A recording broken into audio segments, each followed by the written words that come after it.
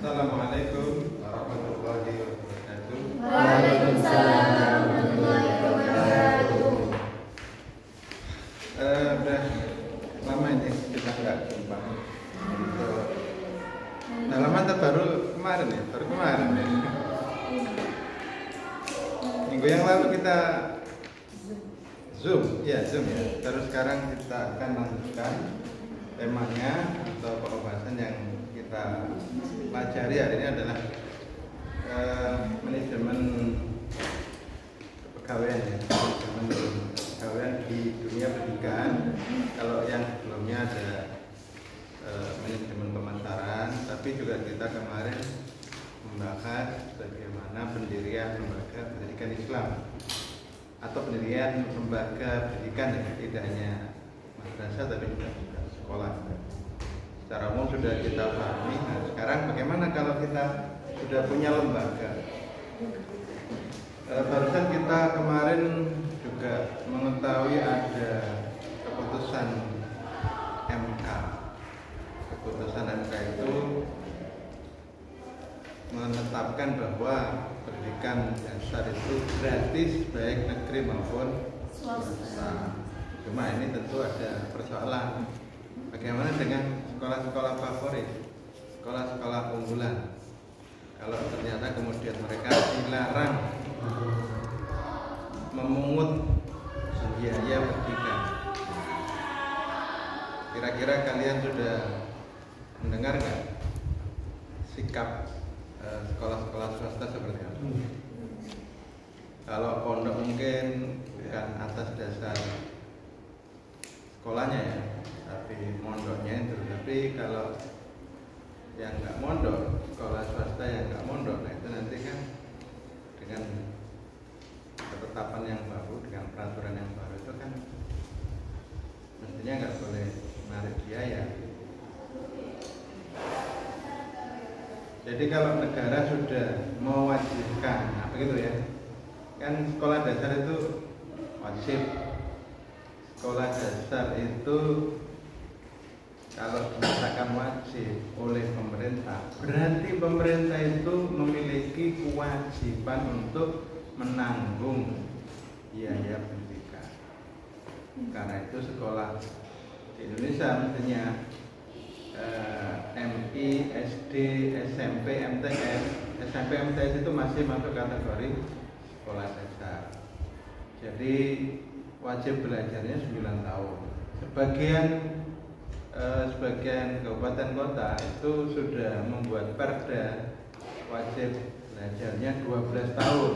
Jadi yang SMA atau aliyahnya itu ditanggung oleh Pemkot atau Pemkab di masing-masing kabupaten kota.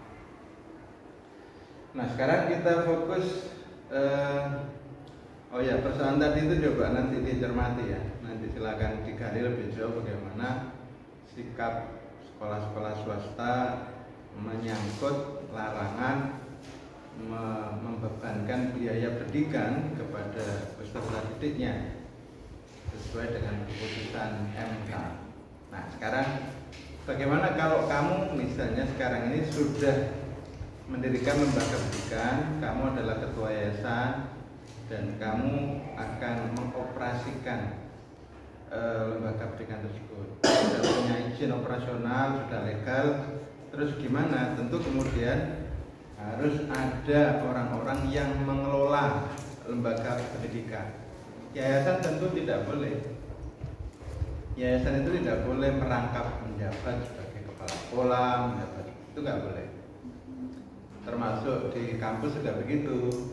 Pengurus yayasan itu juga nggak boleh menjabat sebagai rektor, wakil rektor, itu nggak boleh. Di sini kan memang harus ada semacam pembagian kekuasaan ya. Yang kemarin kita bahas itu di pemerintahan itu ada trias politika. Nah, tetapi pengelolaan lembaga pendidikan yang kemudian sudah menjadi publik, yayasan itu sudah menjadi publik loh ya. Yayasan itu bukan milik pribadi. Kalau CV, PT itu pemiliknya adalah yang punya saham. Direktur itu bukan pemilik.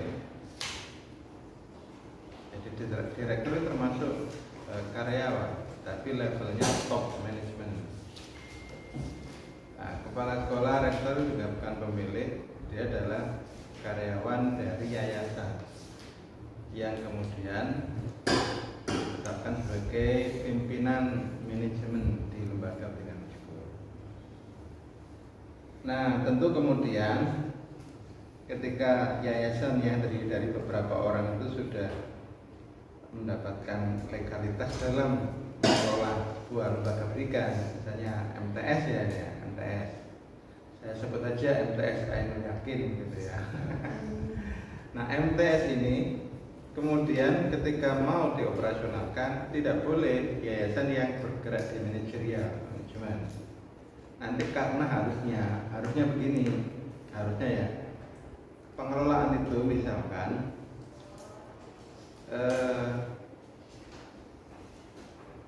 yang menjalankan operasional, yang menghabiskan uang lah, itu harusnya jajaran pengelola sekolah. Tetapi nanti diawasi, dimonitor, dan harus dipertanggungjawabkan kepada yayasan. Nah begitu. Kalau nanti yayasan itu ikut serta menjadi manajer, menjadi pengelola di lembaga pendidikan, dan nanti modal pengawasannya gimana, monitoringnya gimana? Masa kita ngawasi diri kita sendiri kan no problem, itu sesuatu yang mustahil. Jeruk makan jeruk. Nah begitu. Karena itu kemudian dilarang sebetulnya. Hanya saja ada banyak penyimpangan. Nah silakan nanti dicari, dilihat ada nggak misalnya pengurus yayasan yang sekaligus menjadi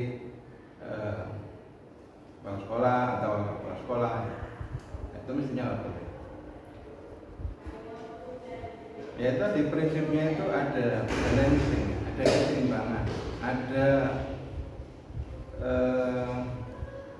semacam pengawasan. Jadi pengelolaan itu betul-betul berjalan secara baik karena ada monitoring, ada pengawasan, ada akuntabilitas, ada pertanggungjawaban, ada transparansi. Nah itu seringkali nggak terjadi di lembaga pendidikan, itu seringkali nggak terjadi karena kepala sekolah yayasan kadang-kadang itu tidak menjalankan manajemennya secara terbuka, transparan. Kadang-kadang ya hanya beberapa orang saja yang tahu, yang dilibatkan, yang lain nggak mau tahu. Akibatnya apa? Ya yang lain kadang-kadang merasa bukan bagian dari dia hanya sekedar nyantol di situ. Ikatan emosionalnya menjadi kurang kuat. Upayanya untuk membantu lembaga pendidikan agar bisa lebih maju itu ya tentu kurang kuat, kurang strong.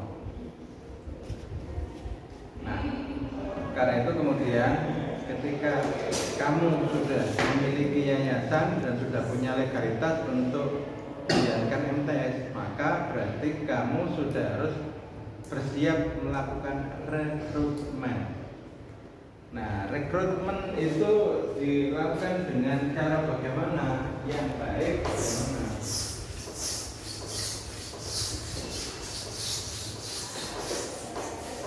Oke, jadi pertama di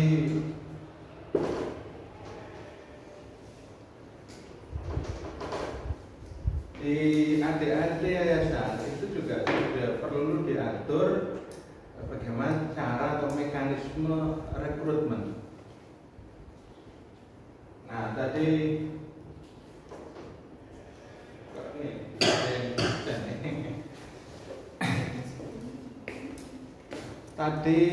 atau karena dia kemarin beberapa pertemuan sebelumnya itu sudah kita jelaskan bahwasanya yayasan didirikan itu dilegalkan dengan mendaftarkan ke notaris, akhirnya punya akta notaris. Ketika mendaftar ke notaris itu syaratnya antara lain menyerahkan AD/ART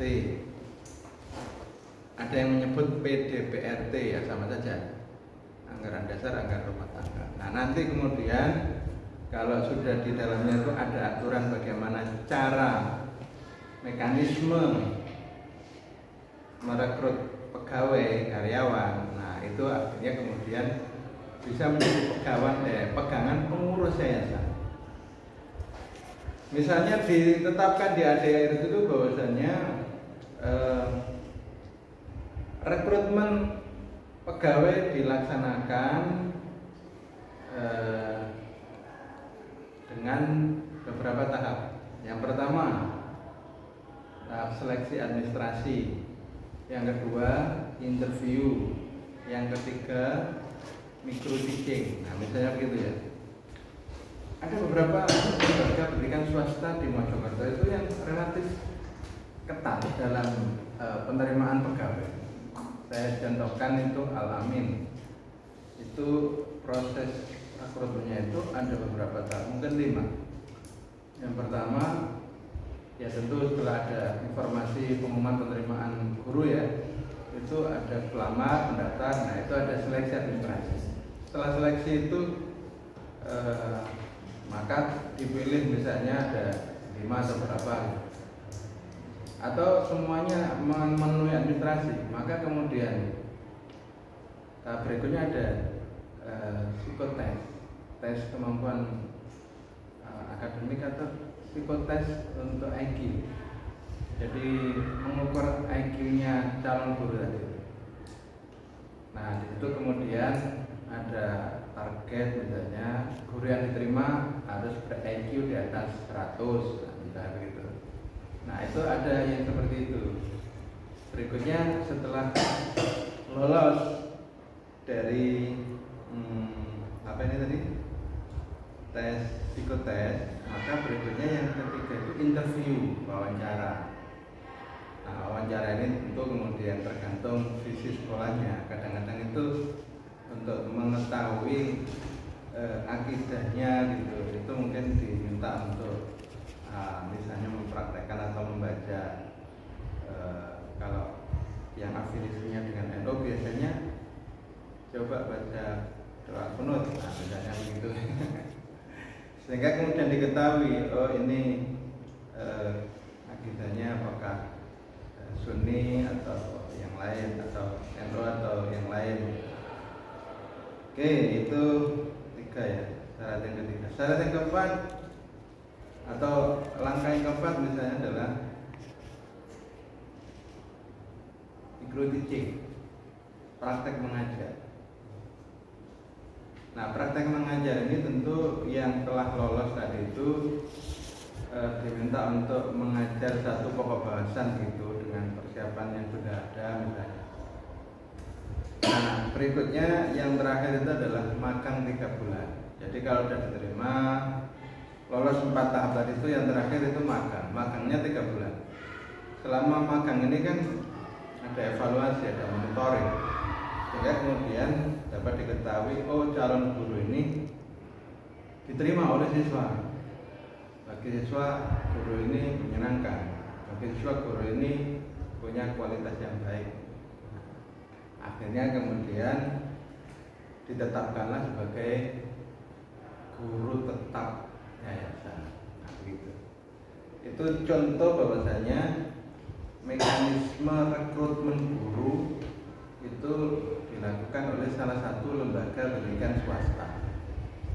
Kalau negeri gimana Pak?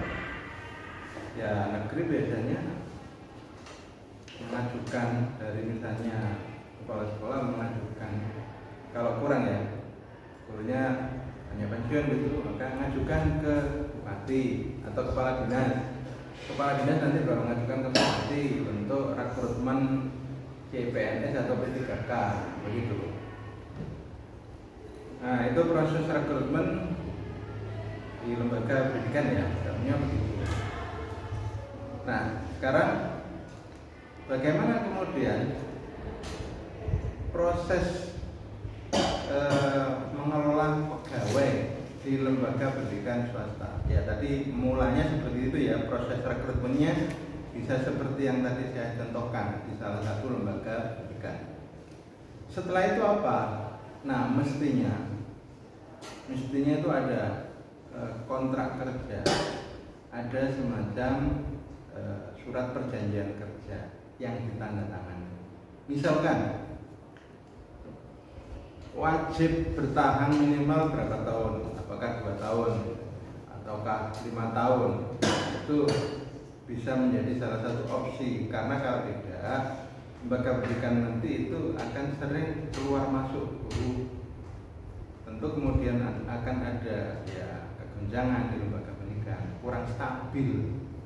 Nah, supaya kemudian stabil ya mungkin diikat berapa lama, tapi ingat, mengikat guru itu apakah memungkinkan jika kesejahteraan yang kita berikan itu rendah. Misalnya 1 bulan hanya dapat 500, hanya diberi gaji 500. Nah, ini tentu berat. Sekolah-sekolah yang memang punya kemampuan memberikan kesejahteraan yang tinggi itu biasanya lebih mudah mendapatkan guru yang diinginkan dengan kualifikasi yang tinggi dan kemudian juga dengan kesediaan untuk menandatangani kontrak kerja berapa lama gitu. Dan biasanya diikat selama 2 tahun tidak boleh mengikuti P3K atau CPNS. Nah, kadang begitu ya. Itu lembaga pendidikan swasta yang punya bargaining gitu. Tapi kalau baru berdiri, sementara yayasan tidak menyediakan anggaran untuk menggaji yang layak, tentu calon guru juga akan berpikir ulang untuk menandatangani kontrak. Tapi bagi guru muda atau guru pemula biasanya nggak mempermasalahkan itu karena masih ingin belajar, masih dalam konteks mencari pengalaman, apalagi belum punya tanggungan, belum punya kewajiban untuk menafkahi keluarga dan sebagainya. Nah, itu tentu lebih memungkinkan untuk menerima kontrak kerja tersebut. Nah, itu manajemen kepegawaian sudah harus menyiapkan itu. Yang berikutnya, karena nggak bisa ditulis ya, nanti silakan dicermati atau ditulis sendiri ya sama kamu. Yang perlu disiapkan itu juga adalah job description bahasa umumnya, atau ada dalam istilah manajemen itu ANJAB, analisis jabatan. Kalau sebagai guru tetap itu tugas pokoknya apa? Tapi nanti jika diberikan tugas tambahan sebagai kepala sekolah, sebagai wakil kepala sekolah, itu setiap jabatan itu juga harus ada analisis jabatannya. Jangan memberi cek kosong gitu. Itu manajemen personalia yang nggak baik, manajemen kepegawaiannya nggak baik. Itu ketika seseorang diangkat jadi pejabat, itu nggak ada pedoman tertulis apa yang menjadi kewajibannya, tugas dan fungsinya. Fungsi kepala sekolah itu apa, tugasnya apa, nah, itu harus jelas. Nah, itu biasanya diatur dalam ya peraturan tentang tupoksi misalnya. Tugas pokok dan fungsi itu bisa saja di luar ADART, tapi merupakan peraturan yayasan. Jadi yayasan membuat peraturan tentang kepegawaian bisa. Jadi turunan dari ADART itu bisa saja yayasan membuat peraturan kepegawaian. Terus kemudian nanti secara administratif itu juga perlu diatur di peraturan kepegawaian itu, misalnya ID number nomor identitas. Jadi harusnya setiap pegawai yang direkrut itu akhirnya mendapatkan nomor induk, NIY, nomor induk yayasan. Ada yang menyebut NPP, nomor pokok pegawai pegawai begitu ya, NPP. Kalau pegawai negeri biasanya NIP. Kalau kamu NIM ya begitu ya, nomor induk.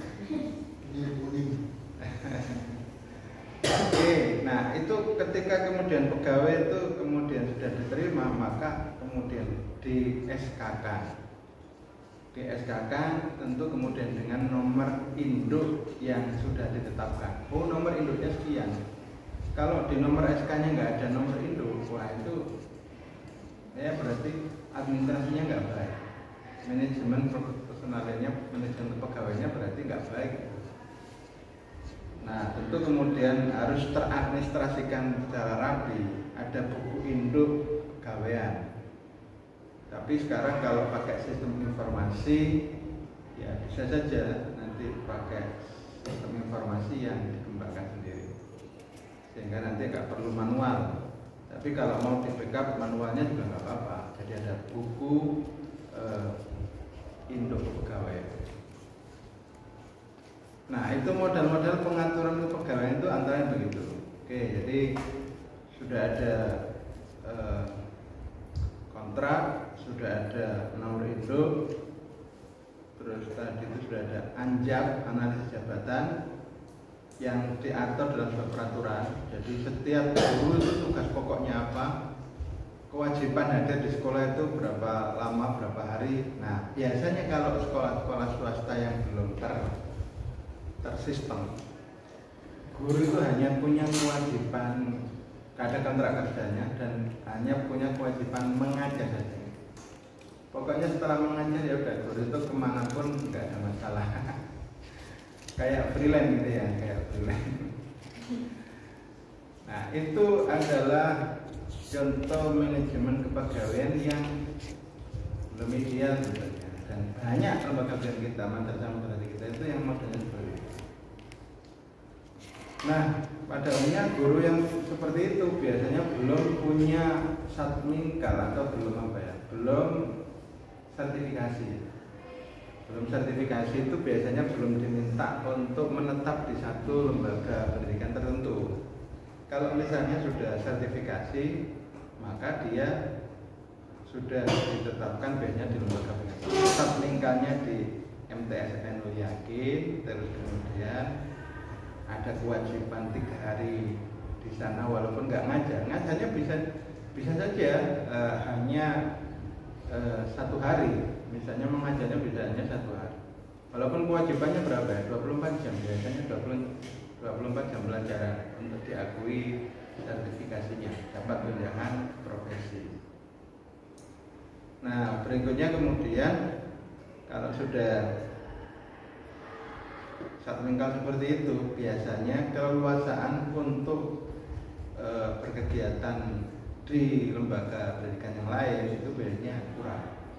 Biasanya sekolah juga memprioritaskan guru sertifikasi satmingkalnya untuk terlibat dalam pengelolaan sekolah, terlibat dalam penelitian mulai penerimaan siswa baru, kemudian kepanitiaan ekstra macam-macam. Itu biasanya yang dilibatkan adalah guru satmingkal, karena ibaratnya itu guru intinya, guru inti. Nah, kalau dulu enggak, sebelum ada sertifikasi guru itu kayak masih cair banget gitu. Siapa yang jadi panitia macam-macam itu masih cair. Siapapun yang punya komitmen, yang punya kompetensi itu yang biasanya dipakai. Nah, selanjutnya ketika seorang guru itu sudah menjadi pegawai tetap, apa kewajiban lembaga dan kewajiban yayasan kepada guru tersebut? Kalau guru sudah melaksanakan kewajibannya, maka yayasan juga harus melaksanakan kewajibannya. Lembaga harus berusaha mengusulkan ke yayasan untuk menjalankan kewajiban-kewajibannya. Nah, kadang-kadang kepala lembaga, kepala sekolah kadang-kadang nggak ngerti posisinya, sehingga kemudian dia tidak tahu bagaimana cara memperjuangkan kesejahteraan dari pegawai-pegawai.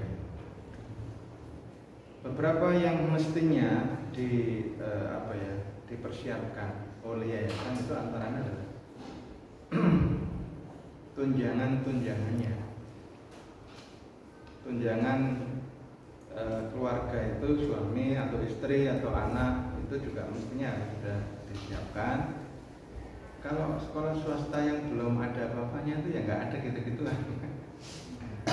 Yang berikutnya BPJS, harus ada semacam asuransi untuk kesehatan dari setiap pegawainya. Karena kalau kita tidak menyiapkan itu, bagaimana jika terjadi sesuatu pada pegawai itu? Misalnya sakit, anaknya sakit atau keluarganya sakit. Nah, bagaimana? Sementara kalau bergantung pada gaji, kadang-kadang gaji yang diterima dalam satu bulannya itu tidak cukup untuk mengcover biaya kesehatan dari keluarga yang sakit.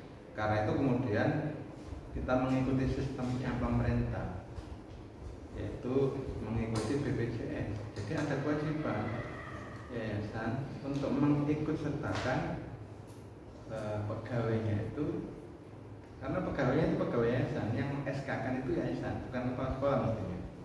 Yang meng-SK-kan itu yayasan. Jadi status pegawai itu adalah statusnya pegawai yayasan, tapi ditugaskan di lembaga pendidikan. Nah, begitu. Nah, BPJS kesehatan itu biasanya aturannya gimana aturannya? Ada yang tahu? Misalnya kamu guru tetap di satu yayasan tadi, itu dipotong berapa gajinya?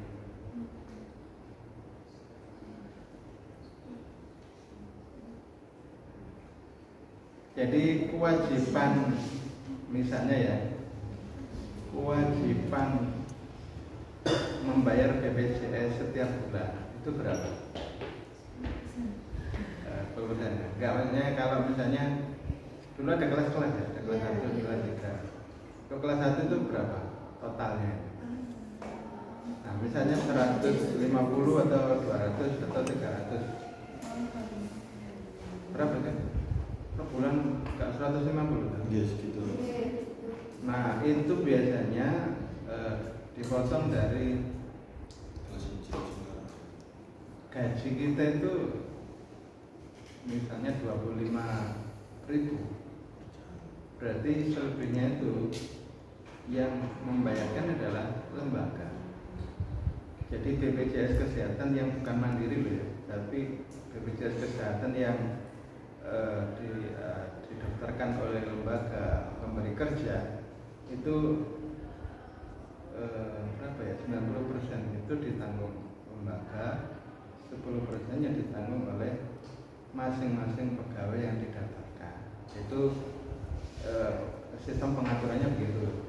Gambarannya secara umum itu BPJS kesehatan. Nah, ternyata ada kewajiban lain yang juga harus disiapkan oleh yayasan, yaitu bagaimana jika terjadi kecelakaan dan sebagainya. Termasuk nanti bagaimana pensiunnya. Nanti kalau sudah pensiun bagaimana? Nah, itu harus kemudian diupayakan mendaftarkan pegawai untuk menjadi peserta BPJS Ketenagakerjaan. Jadi akhirnya pegawainya punya 2 kartu ini, BPJS Kesehatan punya kartu, BPJS Ketenagakerjaan juga punya kartunya. Nah, nanti kemudian ketika terjadi sesuatu, misalnya dalam perjalanan ke sekolah ternyata tubrukan, terus rusak apa, nah itu bisa di-cover dari BPJS Ketenagakerjaan. Dan nanti kalau udah pensiun ada dana yang dibayarkan kepada pegawai. Nah, itu adalah kewajiban pemberi kerja. Dalam ini adalah yayasan. Jadi kamu itu kalau mendirikan yayasan sudah harus mikir itu gitu loh. Jangan hanya mikirin nama besar, nama baik saya akan tersohor kemana-mana gitu.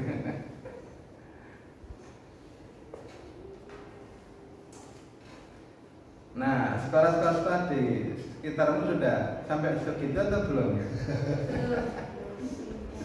Terus sekolah kampus dulu ada uang.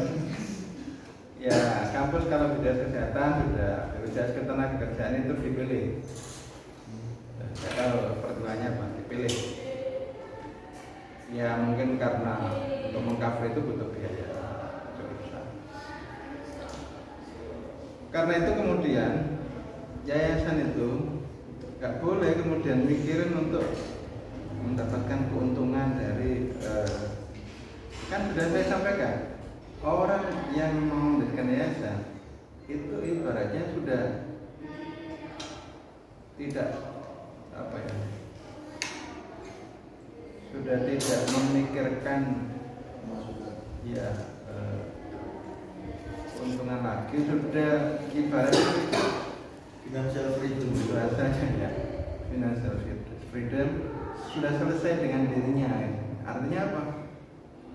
Sudah tercukupi semua kebutuhannya, dan ternyata masih ada sisa banyak sisa lebih ini yang kemudian dia niatkan untuk digunakan untuk sosial dengan mendirikan yayasan pendidikan. Dan kemudian ketika ini didirikan, harusnya dia itu menyerahkan ke orang-orang yang memang peduli terhadap pendidikan dan yang memiliki kesamaan visi, sudah nggak mau ini untuk pengurus yayasan itu harusnya begitu. Kecuali pegawai yayasan, andaikan pengurus yayasan itu 3, terus kemudian dia butuh 5 pegawai. 5 pegawai yayasan itu seperti sama dengan guru yang di lembaga pendidikan, punya punya apa nih, hak yang sama dengan pegawai yang lain, hanya saja penempatannya di yayasan. Nah ini juga harus diberi gaji yang layak. Oke, itu contoh bagaimana kemudian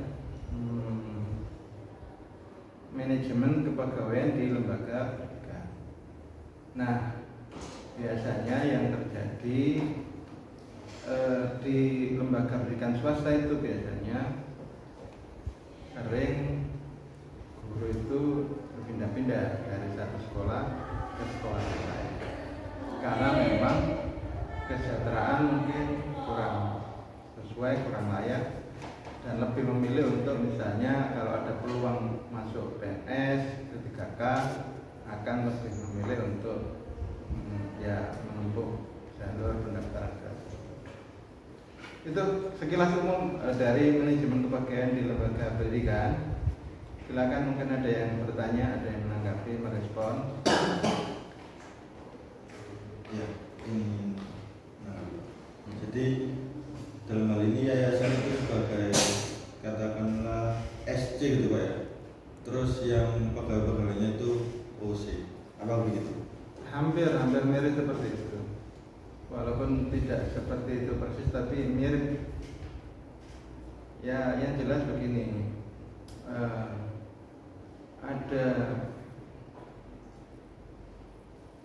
untuk pengelolaan manajemen yang baik ketika kekuasaan itu tidak hanya berada di satu kelompok atau di dalam satu lembaga, satu pihak, tapi ada pihak-pihak lain yang ikut di lembaga pendidikan itu yang punya peran masing-masing, punya wewenang masing-masing, sehingga terjadi check and balances. Lembaga pendidikan atau misalnya lembaganya, kepala sekolah juga tentu harus berusaha ikut mendorong yayasan berjalan lurus. Kadang-kadang itu kepala sekolah kan nggak berani karena merasa diangkat oleh yayasan. Gimana nanti kalau yayasan? Nah, cuma masalahnya kalau nggak dibantu meluruskan, kadang-kadang yayasan itu nggak tahu peraturan-peraturan yang ada.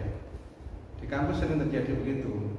Makanya LL Dikti dulu Kopertis ya, LL Dikti 7 itu dulu sering mengumpulkan ketua-ketua yayasan untuk diberikan penjelasan sosialisasi tentang peraturan yayasan. Karena seringkali pengurus yayasan itu nggak ngerti tentang peraturan yayasan, seringkali begitu. Nah, kalau kepala sekolahnya juga merasa takut untuk menunjukkan peraturan-peraturan yang sebenarnya, ya nanti manajerial yang ideal itu nggak bisa terwujud. Ketentuan-ketentuan itu nggak terwujud. Misalnya ya, dulu itu pengurus yayasan jadi rektor, jadi wakil rektor, itu biasa. Nah, peraturannya kan nggak boleh. Ya tadi loh, kenapa kok nggak boleh? Ya pemerintah itu berusaha menjamin kepada masyarakat, pada rakyat yang nanti mungkin ada yang sekolah di universitas tersebut, jangan sampai masuk di lembaga pendidikan yang salah manajemen, mismanagement. Kan nanti yang rugi masyarakat, rakyat. Nah rakyat kan ini harus dilindungi oleh negara kan gitu. Nah negara melindungi warganya itu dengan cara itu, membuat peraturan diantaranya dalam mengharuskan universitas itu berbeda dengan personalia pengurus yayasannya dengan rektoratnya gitu. Supaya terjadi check and balances gitu. Kalau nggak begitu, wah nanti diatur seenaknya sendiri. Nah cenderungnya kan selalu sudah sering saya sampaikan, power tend to corrupt. Kekuasaan itu seringkali cenderung membuat seseorang menjadi korup gitu. Berbuat korupsi kewenangan, korupsi keuangan, dan macam-macam. Nah gitu, jadi pemerintah hadir dalam pengelolaan lembaga pendidikan dengan membuatkan aturan-aturan yang harus ditaati. Cuma seringkali nggak ditegaskan oleh pemerintah. Nggak ada misalnya pemerintah itu yang ngecek betul, terus kemudian disanksi. Jarang yang seperti itu. Tapi di perguruan tinggi beberapa kali terjadi. Sanksinya itu misalnya dengan tidak bisa mengikuti hibah apa gitu. Nah ini kemarin saya alhamdulillah kok dapat hibah. Nilainya berapa kemarin? 136 miliar. Nah, itu LPJ-nya berat ya. Ini aja udah berat.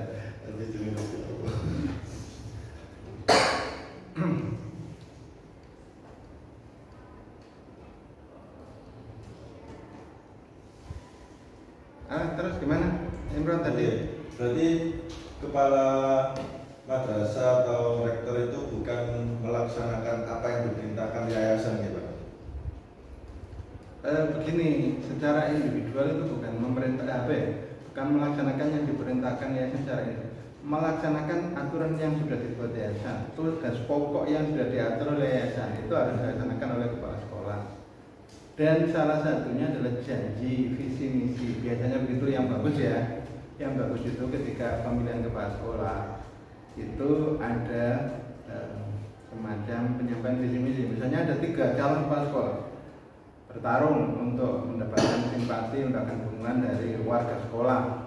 Yayasan memfasilitasi itu dan kemudian sudah ditetapkan visi misi itu.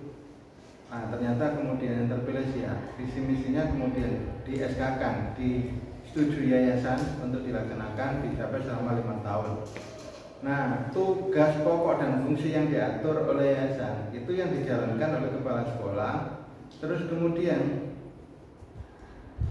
visi misi yang tadi sudah dibuat menjadi program kerja itu kemudian dimintakan pengesahan ke yayasan selama 1 tahun. Ini program kerja saya. Terus kemudian sudah disetujui yayasan, anggarannya juga sudah disetujui.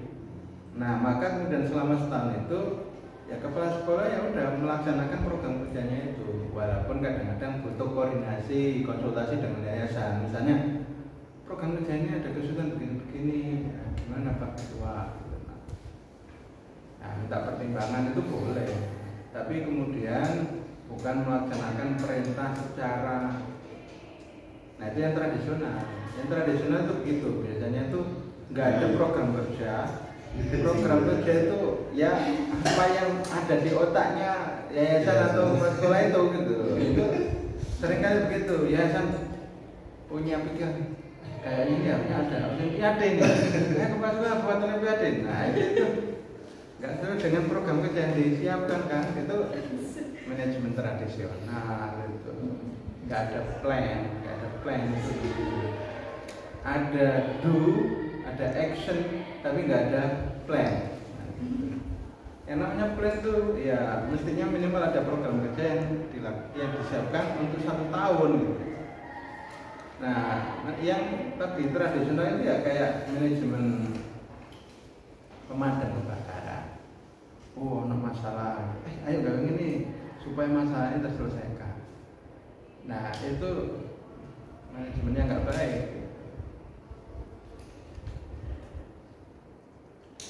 Jadi yang bagus itu yayasan juga ngerti cara mengelola lembaga pendidikan itu misalnya dengan meminta kepala sekolah sudah menyiapkan RAPB program kerja. Bahkan kalau 5 tahunan itu sebutannya renstra. Renstra harus di tupoksi itu sudah dijelaskan. Setiap 5 tahun kepala sekolah membuat renstra. Setiap tahun kepala sekolah mengajukan RAPB, mengajukan program kerja untuk disetujui yayasan. Nah di situ istilahnya apa ya? Perangnya itu di situ. Maksudnya perang. Bagaimana kemudian rancangan program kerja itu disetujui oleh yayasan? Ini perjuangan di awal itu, di awal tahun. Program untuk meningkatkan kesejahteraan dan macam-macam itu ya antara begitu itu sudah disiapkan di awal tahun. Dan nanti kan yayasan juga mempertimbangkan pendapatan berapa program kerja. Nanti kalau kurang bagaimana? Nah, kalau yayasan punya cadangan, oke, yayasan akan menambah menanggung untuk ini sebesar sekian cadangan yang di yayasan. Nah, sementara pendapatan yang tahun ini itu misalnya 80%, 20%-nya nanti cadangan dari yayasan. Cadangannya terus, tapi yayasan itu harusnya bisa menjalankan bisnis yang nanti bisa digunakan mengcover ya, kekurangan lembaga pendidikan. Itu idealnya begitu.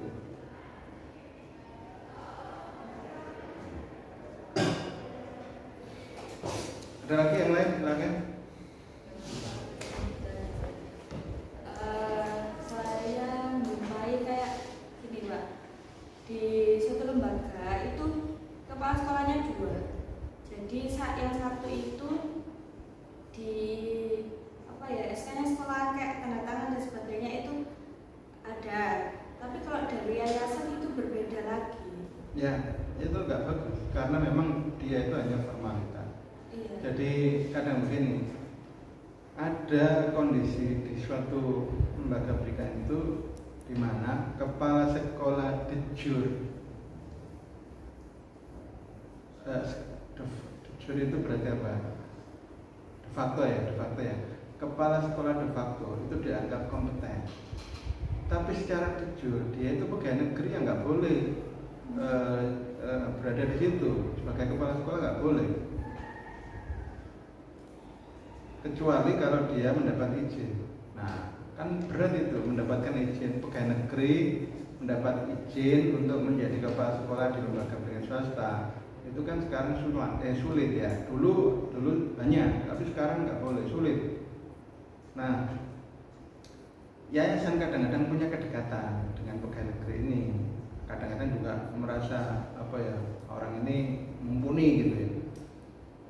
Guru-guru di sekolah ini nggak ada yang kompeten gitu. Menganggap begitu, boleh jadi menganggap begitu. Nah, sehingga dia butuh orang figur yang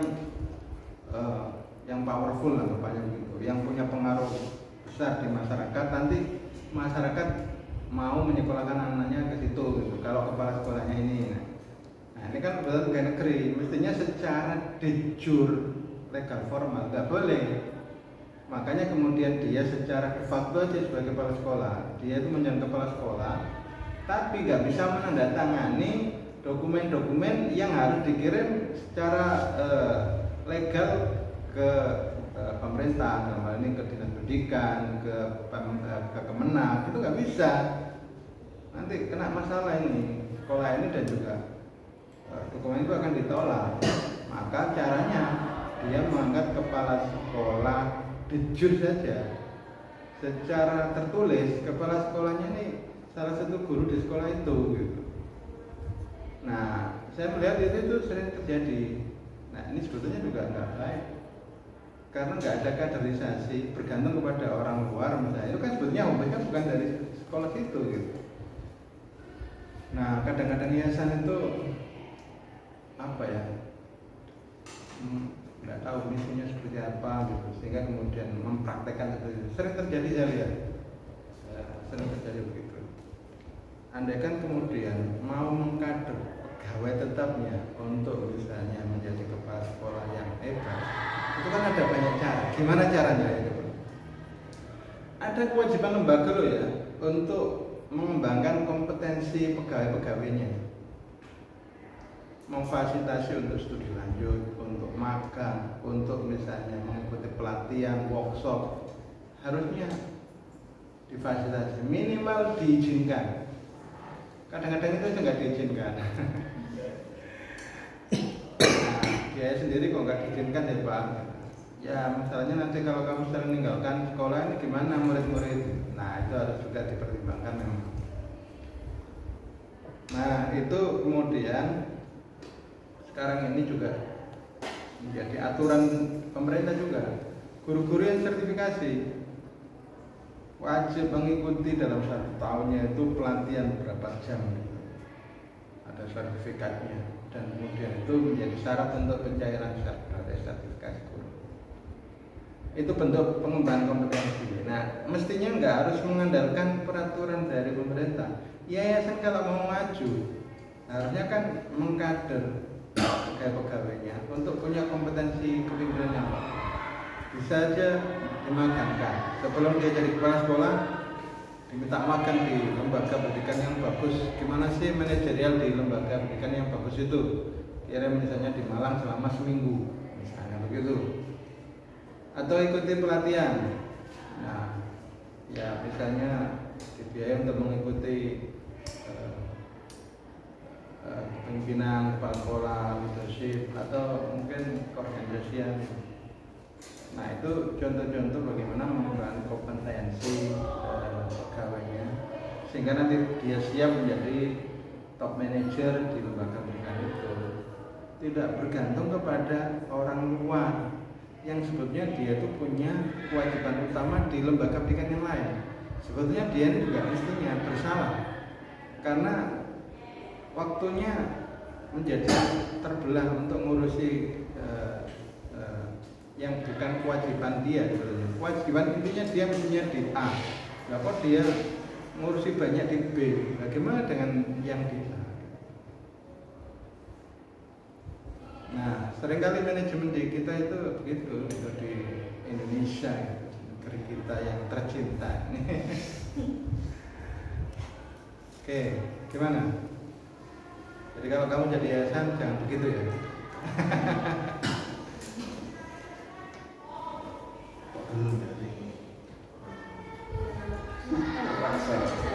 Kadang-kadang itu mungkin juga ada nilai perjuangannya. Kadang-kadang ya, saya nggak tahu ya. Persisnya niatnya itu mungkin baik.